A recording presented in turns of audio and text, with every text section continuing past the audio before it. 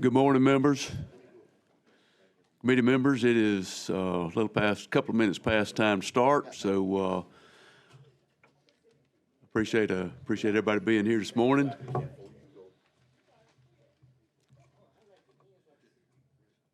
It's beginning to get toward the end of session, so we're having fewer and fewer bills in our committee, and I know this is going to delight some of our members, but thank you for showing up this morning.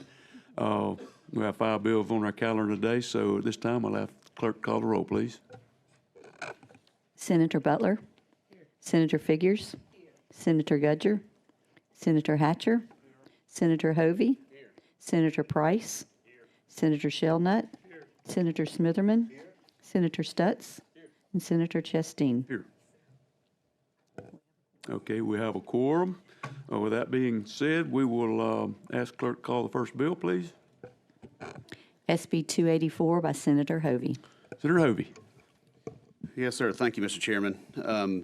Members, this seems fairly straightforward to me, but I understand that may not be the case for everybody. But this is an education. This is a bill to introduce fentanyl-specific education into the current drug and education curriculum in our school systems, and it is named. I wanted to, so it's straightforward in that regard. You can see there on page 3 of the bill how that may be implemented. Lots of options there for the schools to take advantage of, and actually have already been reached out. Had several different organizations reach out, volunteering some current curriculum that they have in place. So I think there's some excitement in trying to get some of this education. This is fact-based education for this awareness program. But I wanted to point out, more importantly, the personal aspect of it. You'll notice it's been named for a young man, Price Hornsby. Price was a student at Auburn High School that had aspirations like so many of our young people today, and carelessly, admittedly by the family, took something to help with some sleep and anxiety from a friend, and really didn't consider the repercussions thereof, and never woke up. The importance on putting a name on something like this is just to make it personal and make it make it relatable. This is Chairman Joe Lovern's bill. I don't want to take any kind of credit for where we are and where this is in the process. And I don't think Joe would mind me sharing, his story. Joe was a retired firefighter for the city of Auburn, and also the father of 2 teenage boys. And the morning that emergency call came in, this was one of Joe's last fire calls, was to respond to the situation at the Hornsby home. So it's very personal to Joe, and he would love to be here to present this. It passed unanimously downstairs, and so here we are. And I'll quit rambling, but I would move for passage. Okay. Thank you, Senator Hovey. I think we have a couple of questions and comments. Senator Smitherman, you were first. Well, thank you, Mr. Chairman. I just really didn't have any questions for him. I just wanted to say that, with the quickest, we need to pass this bill. That's what I really feel about the way. I mean, this is not a slight statement, what I'm getting ready to say, but if we think vaping is serious, this is deadly to the bone, and so I think that and of course I'm for what we're trying to do with vaping, but I'm just saying point blank that we need to hurry up and get this passed. Anything to get these kids to understand what's going on and what they're doing. And coach, I'm gonna take a moment of personal privilege and call you coach instead of Senator. Yes, sir. And always coach, right? Yes, sir. And coach, I'm in the schools when I am not here. Well, put it like this: we got spring conditioning going on right now at 6:30 in the morning on Tuesdays and Fridays in particular. I'm at the school before I shoot down here, and I'm just saying that being at those schools as much as I do, we need to do everything we can in our power to make sure those kids are aware and whatever we need to do to protect them. So I just wanted to say that in the proper time when everybody get through, if he doesn't, I'll move for passage. Thanks, Senator. Senator Figures, you're recognized. Thank you, Mr. Chairman. Senator Hovey, thank you for carrying or handling this bill in the Senate for the representative. And what I wanted to know, and I totally believe in education for our kids, and because it's part of prevention. Would he have well, I can ask him personally, but when this bill comes to the floor, I would like to add vaping to be a part of that instruction as well. Research-based There you go. instruction. I don't want to speak for him, but I'm sure he would be more than open to discussing that with you. Absolutely. And I know that Senator Gudger is handling HB 65 for Representative Drummond, and you would agree with that too, Senator? Yes, Senator, I definitely would. Okay. Thank you, Thank Mr. Chairman. Good comment there, good point. Senator Butler?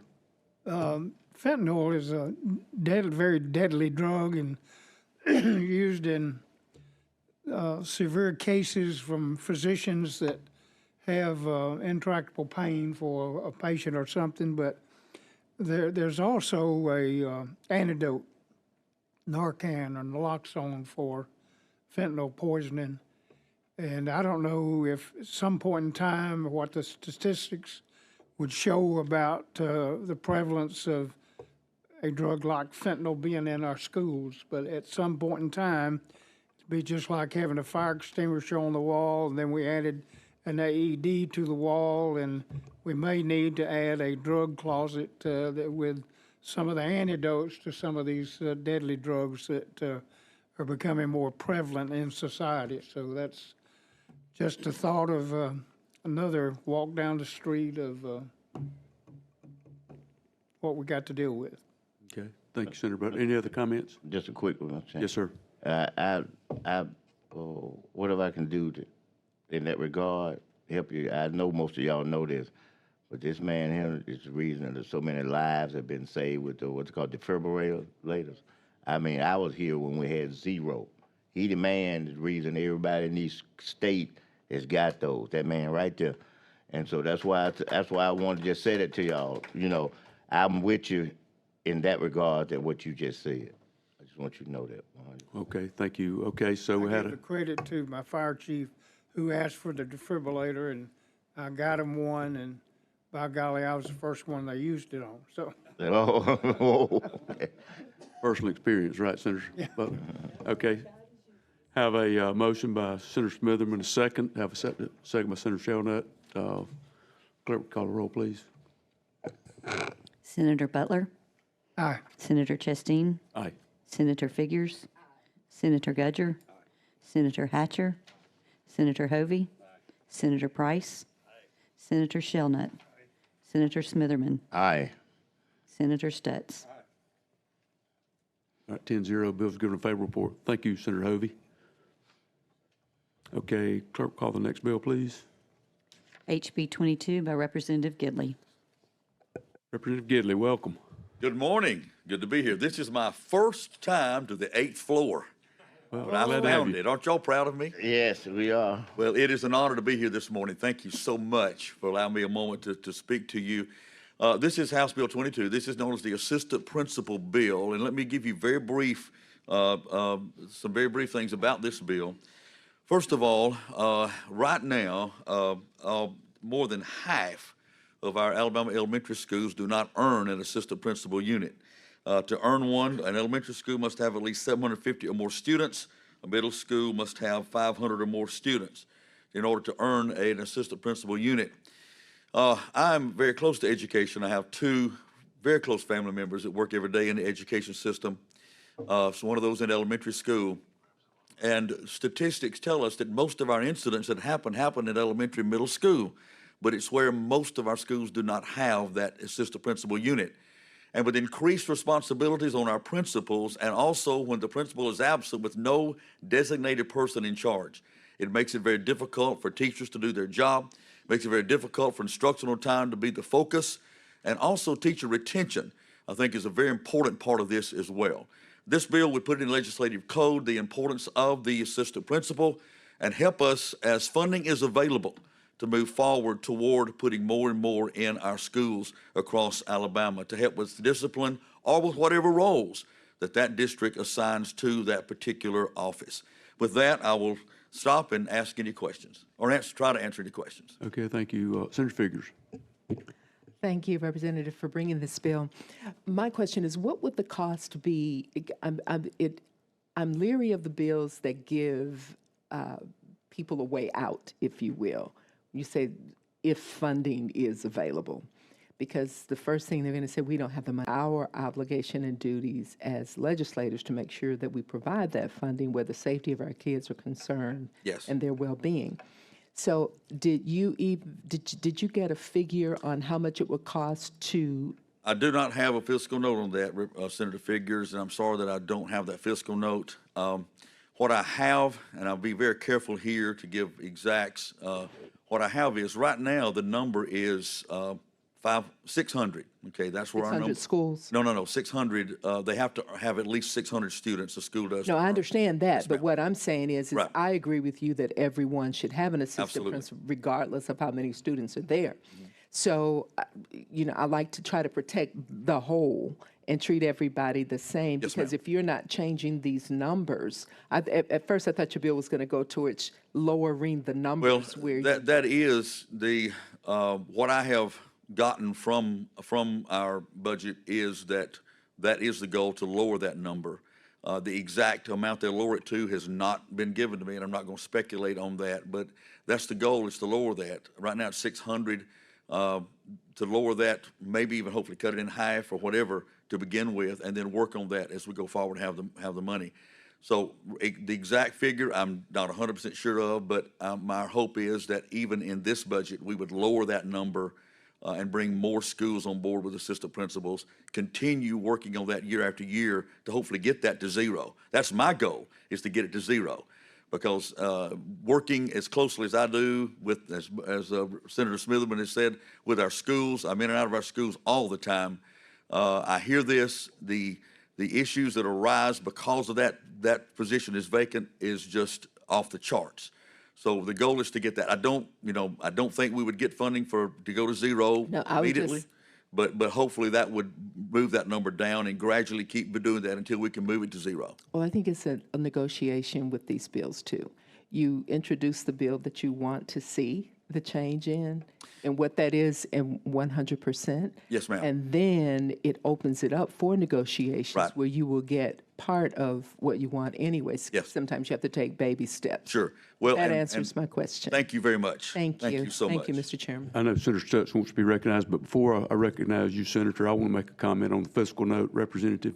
Yes, sir. We had these conversations prior to session with a lot of our superintendents, and a moment of personal privilege to welcome some of my superintendents from the Wiregrass here this morning.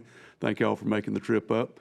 But the fiscal note is around $54 million if we were to take it to, I believe, 250 students.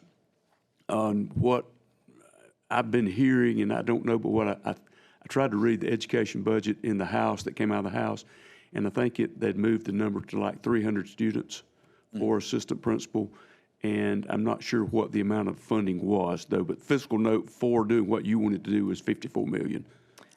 Mr. Chairman, Yes, ma'am. this is exactly why we have to stop depleting the funds in the Education Trust Fund to go paying for, until we do everything we're supposed to do for public schools. This is exactly the reason we're putting $100 million over in the Choose Act. 400. 400, thank you. Thank you. That's what it's going to mean.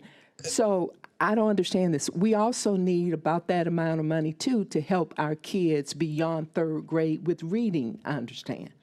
So I mean, when are we going to wake up, my colleagues? When are we going to wake up and see what we're doing? We're not even taking care of our responsibilities and duties and obligations as state legislators to public schools. And I know the superintendents out there agree with that as well. Something's got to happen, because I am tired of seeing children who are going to the public school system not getting what they deserve in this state of Alabama. Not even going to say great state. Thank you. Thanks, Senator. Senator Stutz, you're recognized. Thank you, Mr. Chairman. I'm not in any way opposed to the issue of the assistant principal. I guess my question is, this to me, ought to be a school board decision from the, it just comes across a little bit as micromanaging for the legislature to specify, you got to have an assistant principal, you got to do this. I'm just wondering in your discussions, to me, the state school board ought to be saying, here's the guidelines or when we need an assistant principal, or the state, they ought to say, we need an assistant principal in every school because of this.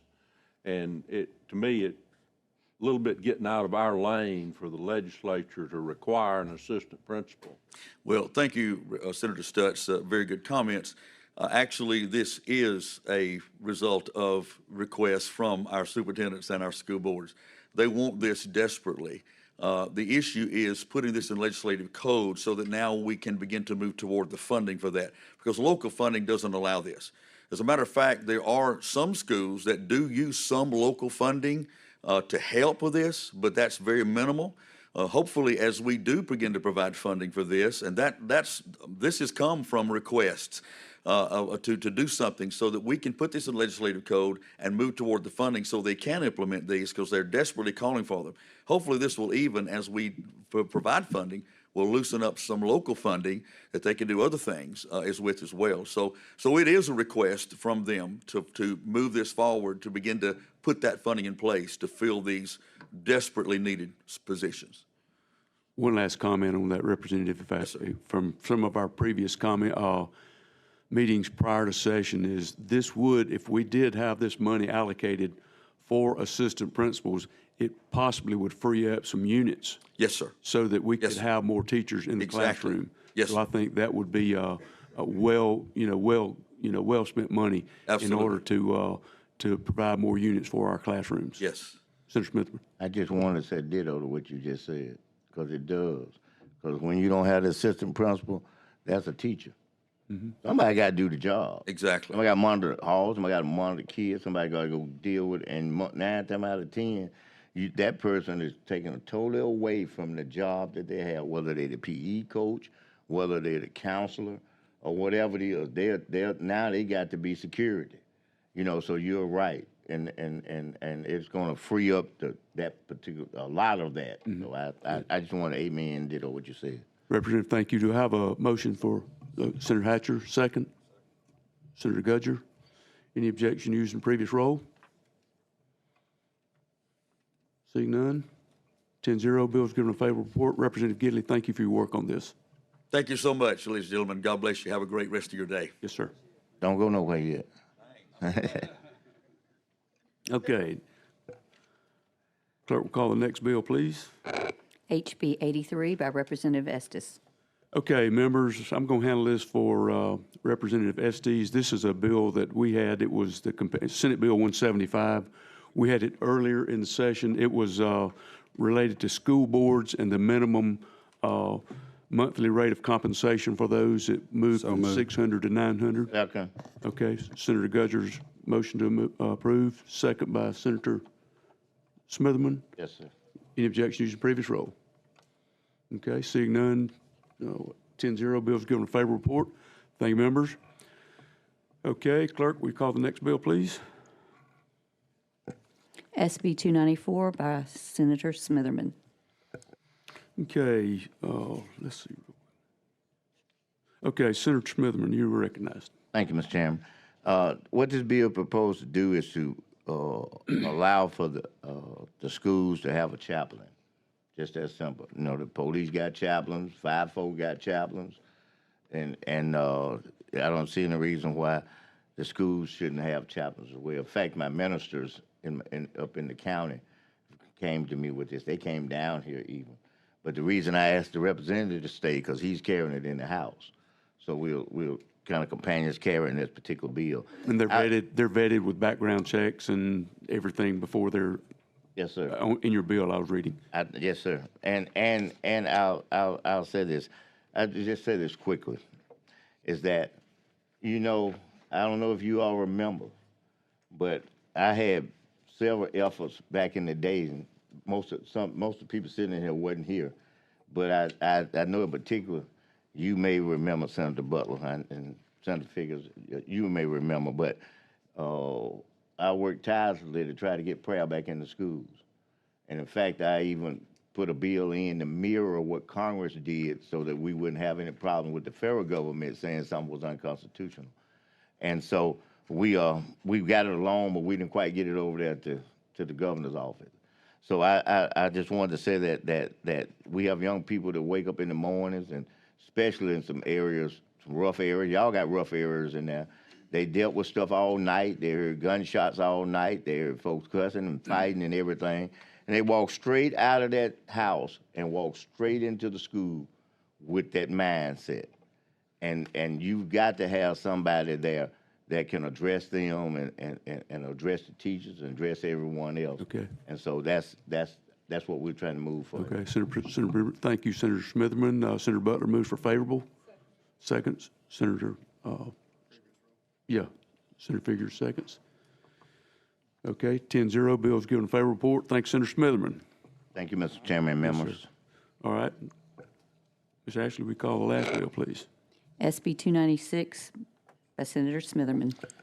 Okay, Senator Smitherman, before you're recognized on this, I just want to say that you and I had conversations early in session on what you were trying to do with this bill, and I think we had to go back and rework it a couple of times. We did. To get it where you wanted to today. And then I think yesterday afternoon, you had a conversation with Mr. Alvin Briggs. I did. Of the High School Athletic Association, and it was my understanding that you were able to satisfy his concerns with what you're trying to do. I was. Good. Okay, you're recognized to explain your bill, please. Thank you very much.